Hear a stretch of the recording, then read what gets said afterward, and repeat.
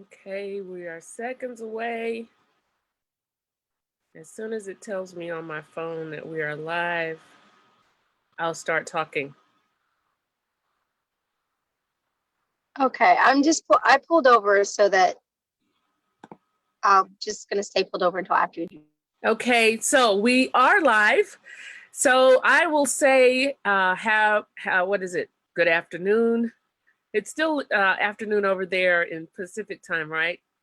I am Dr. Tamia Austin, the executive director of the As One Foundation, where our mission is to empower families globally, delivering life-saving sickle cell education.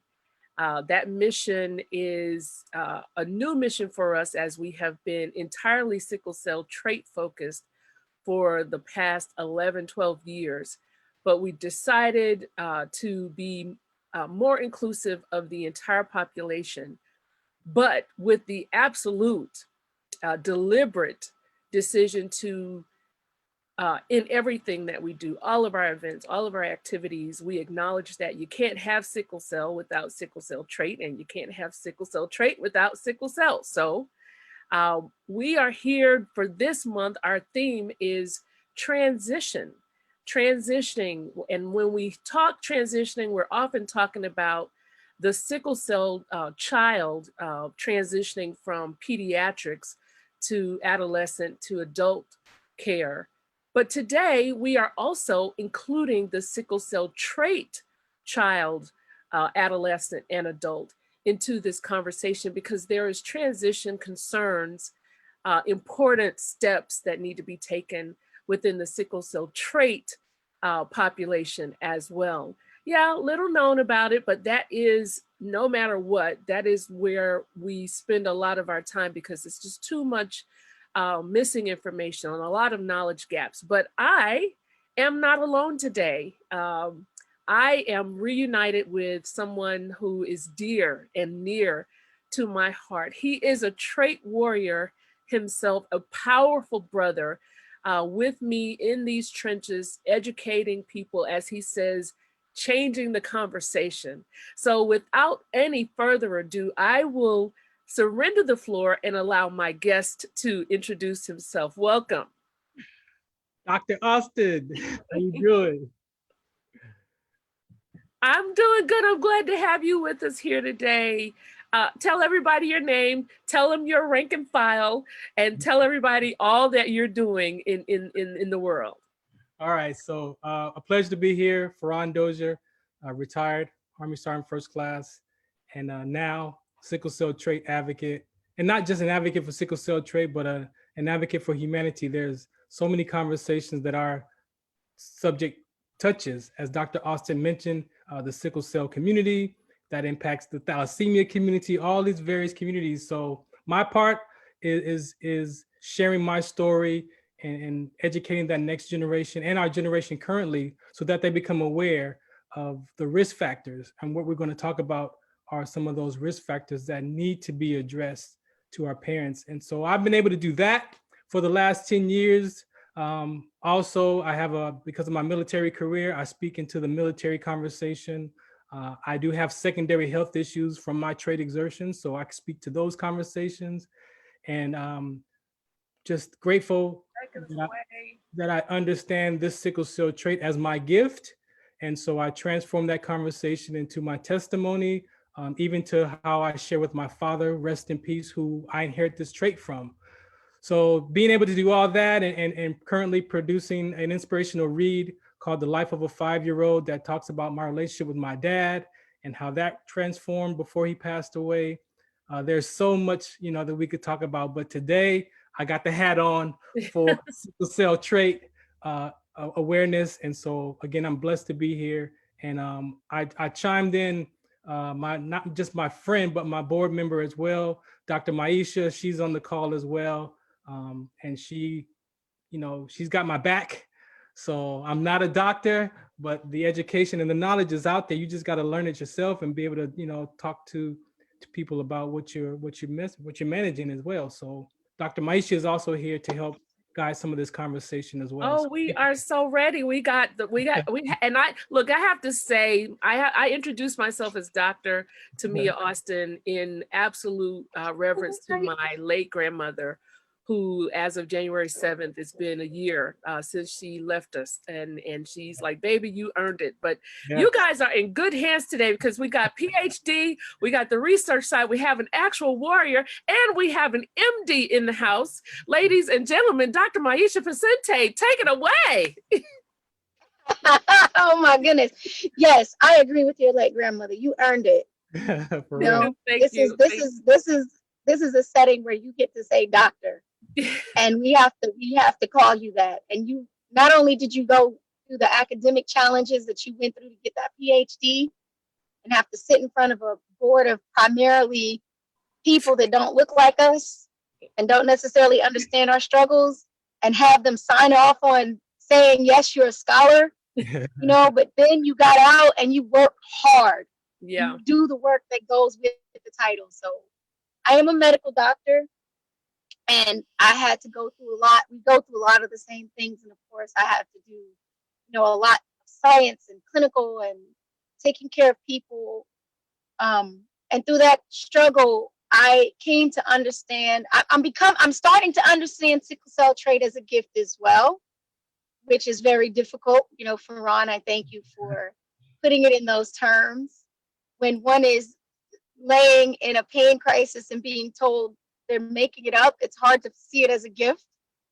But, you know, and you hear about people dying and you're like, wait a minute, you know.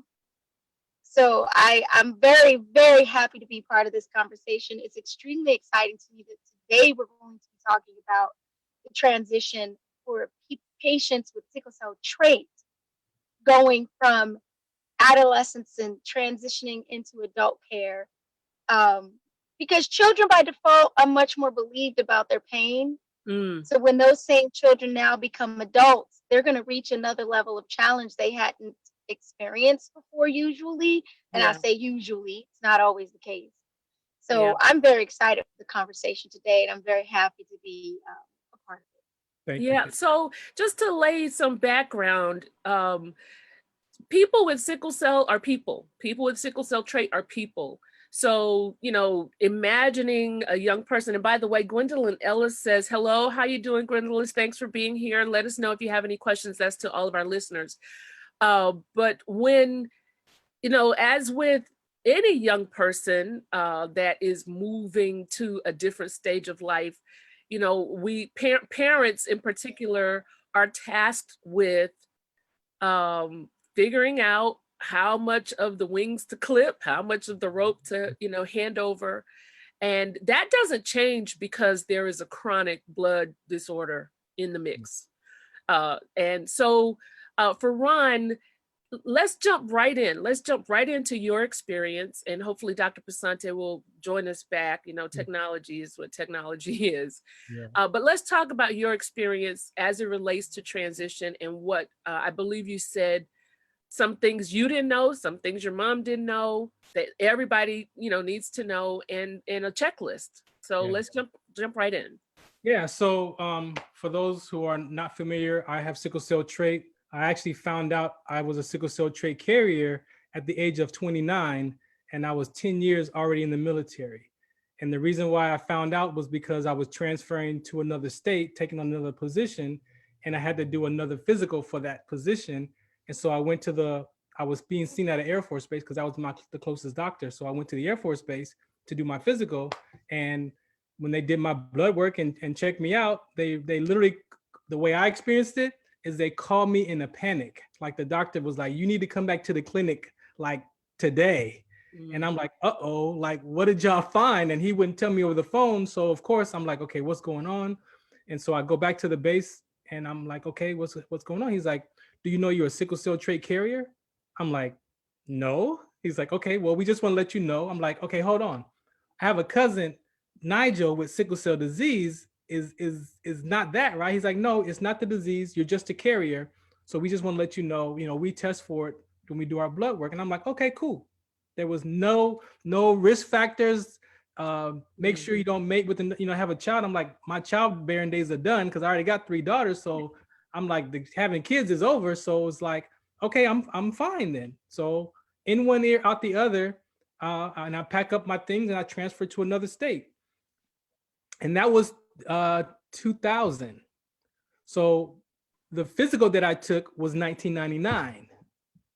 And then the Air Force finds it in 2000, in 99, going into 2000. And so again, it's in the back of my mind, not thinking nothing of it.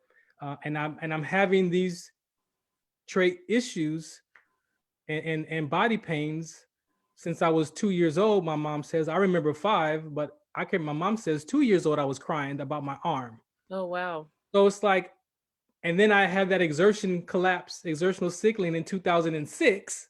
So from 99 to 2006, and then I experienced this collapse. And then they deem it rhabdomyolysis, which is still not connected to the trait, in 2006. And then not until 2010 that I'm on the base, because now I'm having mental health issues because of my body, and the military is about to discharge me, medical retire me. And I passed the guy who was my platoon leader during the war. We served together of 04 and 05. Like, we served together, like next to each other. We ran the platoon together. And I saw him on the base that day, and he was like, how you been? It's like 5 years later. And I'm like, man, you don't want to know. He's like, no, tell me. And I'm like, man, my body, I'm depressed, my muscles hurt. He's like, you know what? Something like that happened to me where my muscles locked up, but I have sickle cell trait. So I have to drink extra water, take these vitamins. And I'm like, why does that sound familiar? And sure enough, I'm like, I think I have that. And I remembered that exam and that conversation. And I went back into the base doctor, got a copy of that report. And sure enough, right there in my medical records, positive sickle cell trait. And from that moment, I went home and I started doing research, and I found all the past experiences of athletes collapsing, military collapsing, people in Denver having health issues. And I was like, wait a minute, this is what happened to me.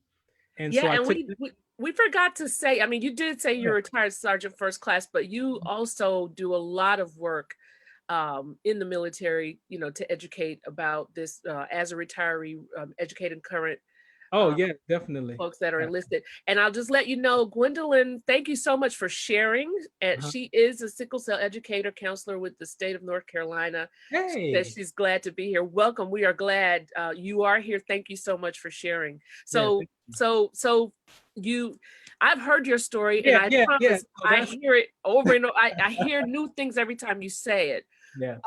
And since we're talking about transition, what you did research, and you went home and you started thinking, and you looked for us and all of that.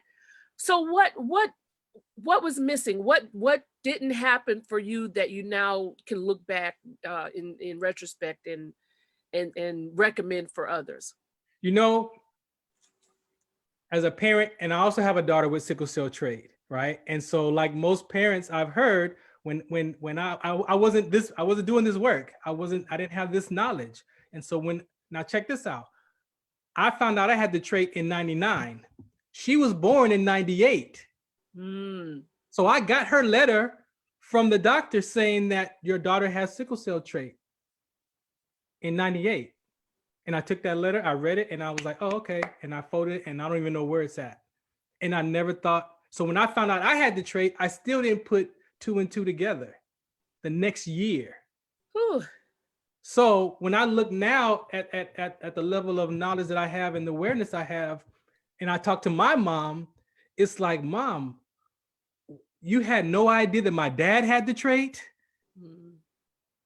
Again, my trait, my arm pains at 75, there was nothing going on. There was no newborn screening in 75. It was known as growing pains. So now with all this information that we have, how can we now take this knowledge and not just serve it to our generation, but the next generation of parents, which what I hear you saying is, how do we give them some information to learn for themselves?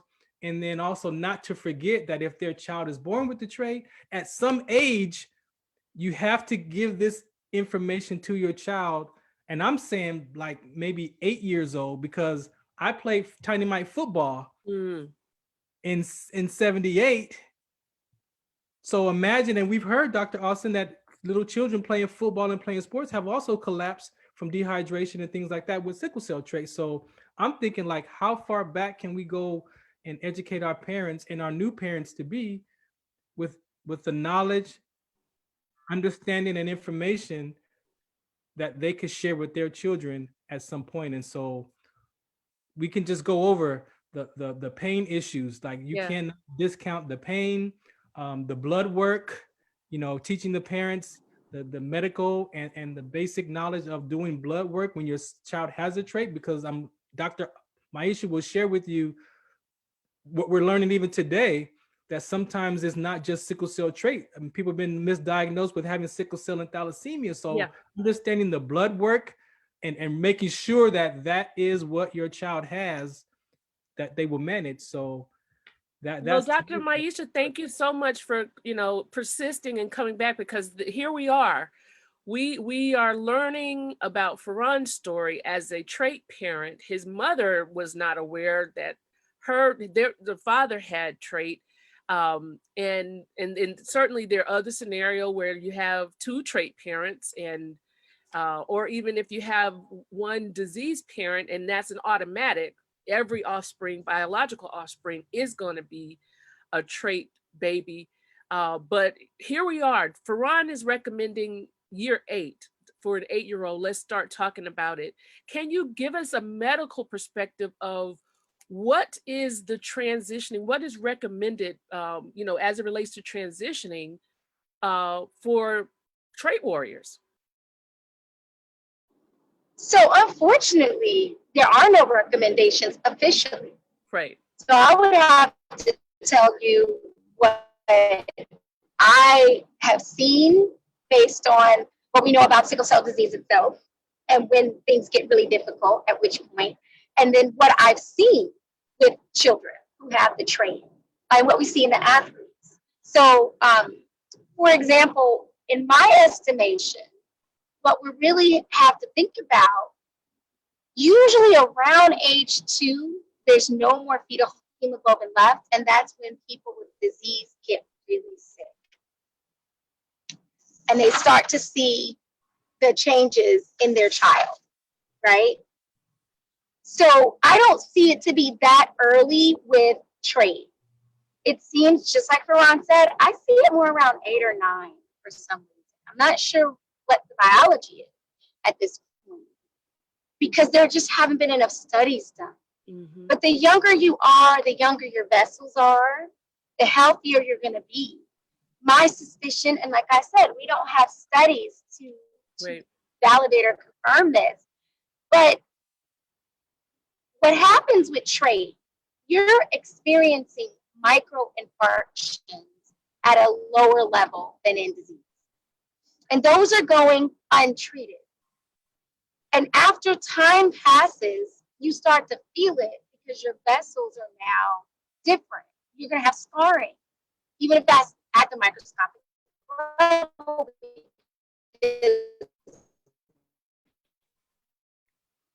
Have two G's up to make blood that's abnormal. So a certain percentage of your blood is abnormal, and it's not carrying oxygen the way it should, and that's what causes tissue death, what we call infarctions. That's why I call it microinfarctions, little small infarctions. And if that child is very active, then that's going to happen sooner. If they're trying to be an athlete, and they're doing little league, or they're doing I don't know, the little basketball teams, or the things that kids do, or dance, then that's gonna band, or military, marching band, dance, ROTC, all of those things, and they don't know what's the 3 things you say. You always say them together: warm up, drink up, rest up. Yes, and they don't know that because maybe somebody doesn't even know that they have trait, and that's not happening. So they're pushing themselves. They want to be better. They want to be like the other kids. So they're causing damage, and they just think, I'm tired, I'm having a cramp. And actually they're starting to have damage. So I think 8 or 9 is when you start to see that difference, just like Farron said. Now, he mentioned... Can I interject? Go ahead. We have another question. Please. This is again Miss Ellis. She's in South Carolina. She is an educator, sickle cell educator. She's saying that they have been trained in South Carolina that trait rarely has symptoms, which is no mystery to us. We've heard that. And she wants to know, what do we think about that? And that really is the question. The bigger question for all of this is, number one, sickle cell trait is not asymptomatic, even though that's what is largely widely taught. But how, obviously the approach to transition has to be different than the approach to sickle cell is. So just with that in mind, continue, please. Thank you so much for that question. She's like a plant. Like, did we plant? Like, she's asking the best questions. So let me go to her question, and then I'll go back to what Farron was saying. Basically, the CDC, the medical textbook. Dr. Maisha, you got to get a good signal. Yeah, you're frozen. You got to get a good signal. Well, what do you have to say about that?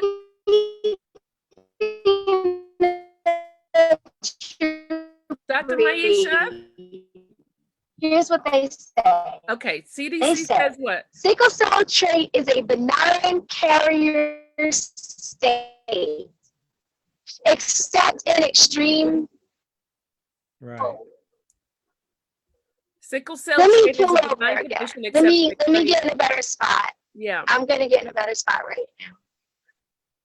So as she's saying, Dr. Austin. Okay, you can hear me now? I stopped my video. Okay. They can't hear me. Can you hear me? Yes. We cannot hear you You're anymore. on mute. There you go. Okay. Oh, I muted myself. Can you Okay. hear me? Yes. I muted myself. That time I muted myself. I can be technologically advanced. You know? I do medicine over technology like every day. So basically, they say that sickle cell trait is a benign condition except for extreme circumstances.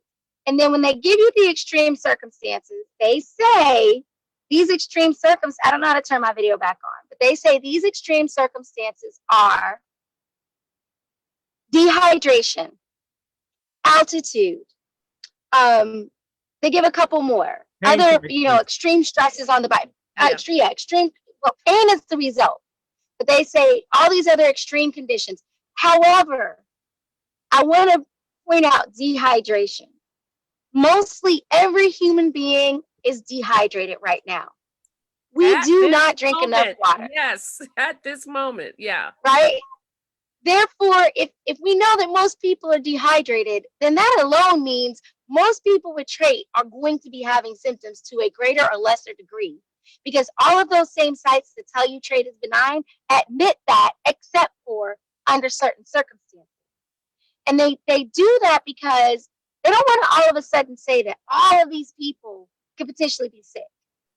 They don't want to freak everybody out. And the people who promoted saying that trait was benign did it because they don't want all of these people, usually ethnic people, being discriminated against and kept out of professions that they very well can do just because they have trait and they don't have that many symptoms or their symptoms are manageable. And symptoms usually are manageable, especially with intervention. And you can usually go on and be an athlete and do this and do that. Yeah. But if you don't know, then doing those things becomes deadly.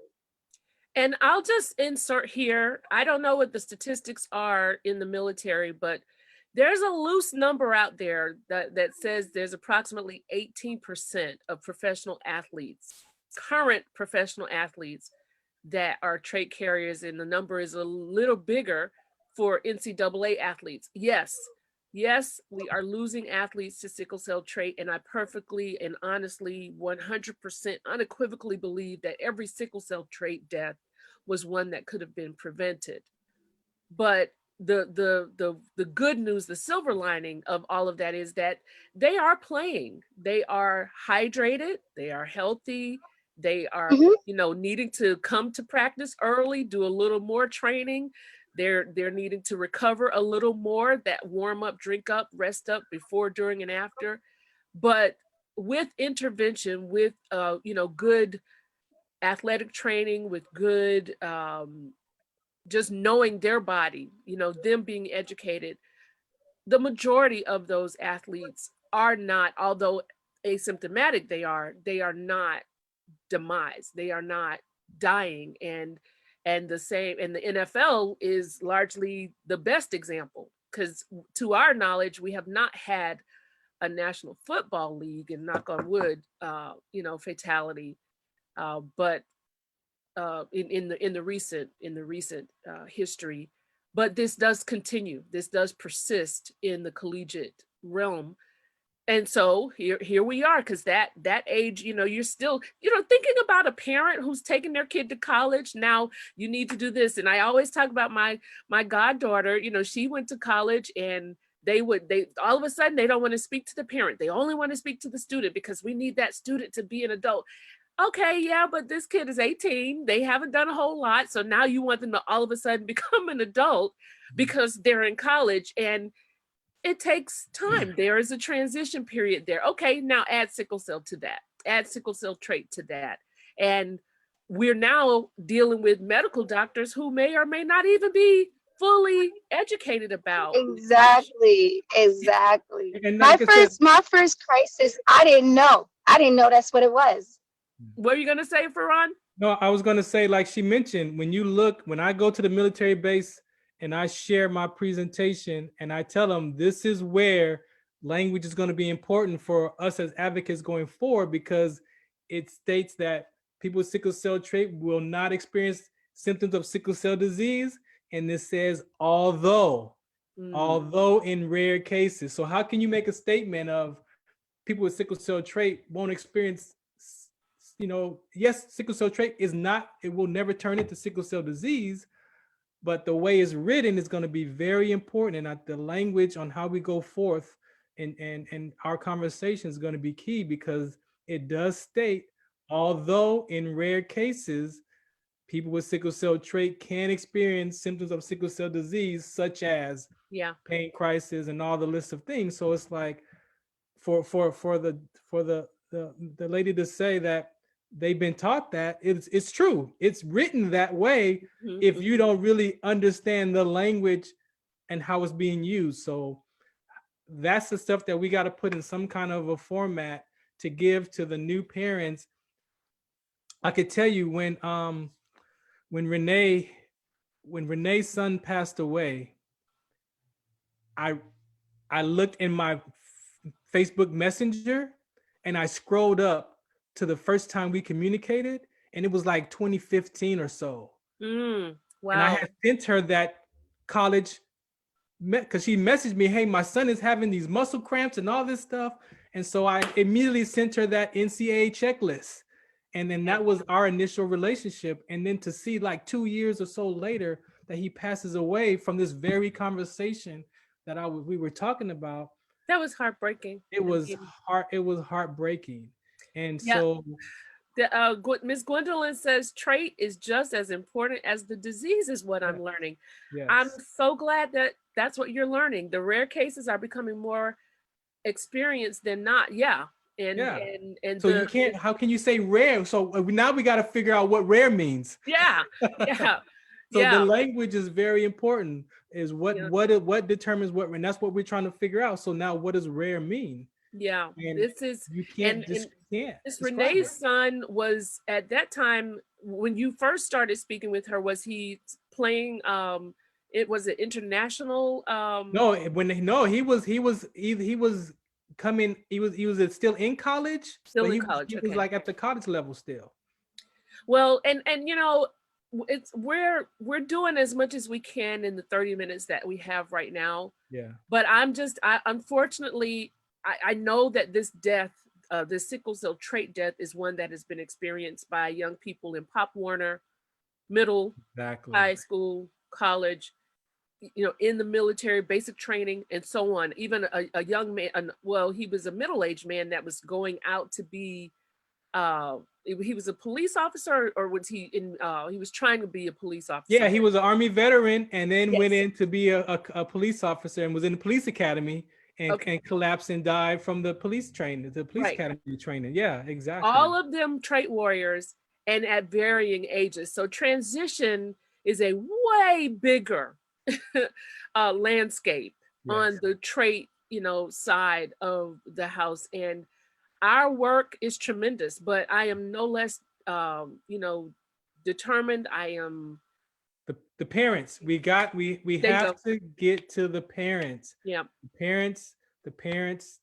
Like I said, my dad, who was a trait carrier I inherited from, got tested at 60 because he just did not remember or know that he was a trait carrier. I'm like, dude, you got to go find, it's not my mom's side and your nephew has it. So we know where, but I need you to go. And he went and got retested. And sure enough, he was a carrier, but it was like at 60 years old. And then he remembered, oh, that's why I couldn't donate blood to Nigel. Like then all of a sudden these memories started to come back to him. And it was like, so I know someone told me back in the 70s, before people got married, they had to do blood work. It used to be a blood test. Yeah. Trait was a part of that. And then they dropped sickle cell trait to just making sure you didn't have an STD or disease or the same cousins. Yeah. But they took trait out. So those Victoria, such a lady Lopeman is watching. Welcome. And as we are 2 minutes over our time, okay. look, when we get together, we can talk about it all. For real. I would just like to give you the floor if there's, if you'd like to direct people to your website, what are you doing, what's coming up, and then we'll close out. Please, again, my platform is for sickle cell trait. I travel to a military base, the base that I collapsed at. I am now the keynote speaker for those classes now. So I travel there once a month to go up there. So if you want information about that, it's wdconsct.org.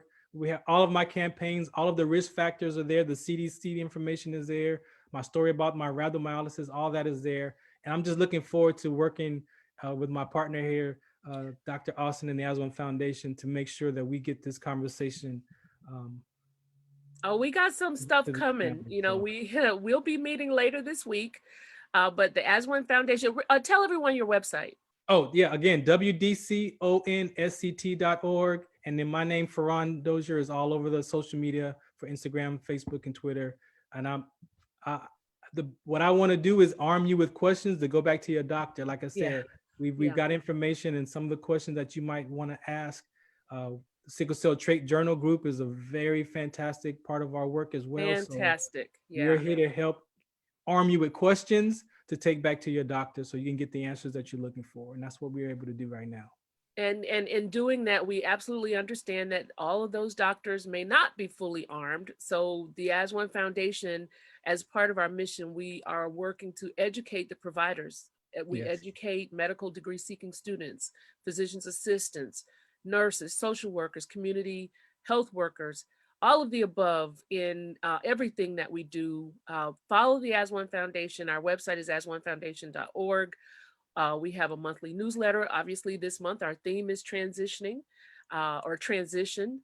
And we will be here every week this month, Warrior Talk Tuesday, talking transition. Next week, we'll be joined by the folks at St. Jude. And then we're going to talk about Operation Hydration, which is our, I guess you could call it, transition program for young people that are, that are reaching that extreme, of athletics and exertion and dehydration and low oxygen. All of that, all of our social media, Aswan Foundation, and on Facebook, we are the Aswan Foundation. February 26, 2001, gave us meaning, gave us inspiration. It is the day that our founder's identical twin brother died of sickle cell trait exertion at Florida State during off-season workouts. February 26, 2021, 20 years since Devon. So the entire month of February, we will be celebrating Devon with our virtual Darling Dash NEK. More information to come. But we certainly, need your support, because even though we are issuing our education virtually, content development, all of this has a cost associated. So we both need, especially in the sickle cell trait realm, we need funding, we need support, we need donations. So please, we'll put Farron's website there, the As One Foundation, and we'll bring Dr. Pasante back in our sickle cell trait education symposium, also a virtual edition where we'll be able to have much more time and expand this conversation even more. So with that, we hope you'll join us next week, 3 p.m. Eastern time, for the Warrior Talk Tuesday. Farron, thank you. Thank you. We got to get it in. Yeah, thank you so much. We're getting it in any and every way we can. And I'll talk to you later this week. No doubt. Thank you. Absolutely. Thank you, everyone. See you next week. Bye.